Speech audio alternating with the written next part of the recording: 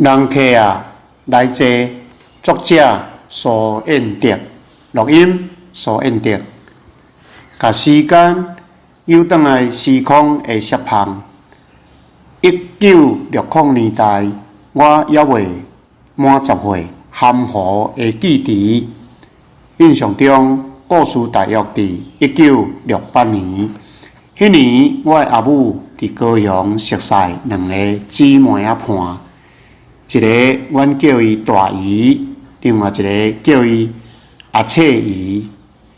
细汉的时，阿母定定带我去大姨的徛家。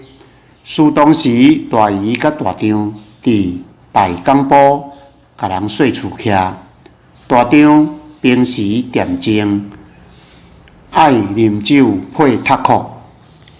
因为歌病，技术较早过身。阿翠姨时常去找大姨开讲。事当时，阿翠姨大约40岁，和阿母甲大姨拢正下岗，足有话讲。阿翠姨爱啉酒配土豆，讲话开口江湖味真重。伊若开喙讲话，我感觉伊是无正经的查某。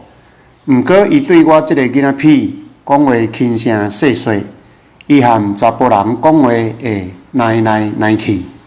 我毋知阿翠姨伫做啥工课。后来阿母甲我讲，伊伫接人客。接人客是啥物职业？人客是啥款人？人客是查甫的，还是查某的？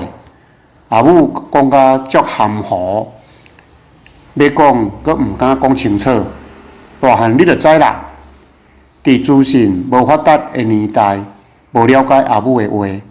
即马大姨甲阿翠姨拢转去土州卖鸭卵啊。阿母讲，少年的时，阿翠姨是趁食查某，皮肤白，喙甜，有查甫缘，爱扯干胶。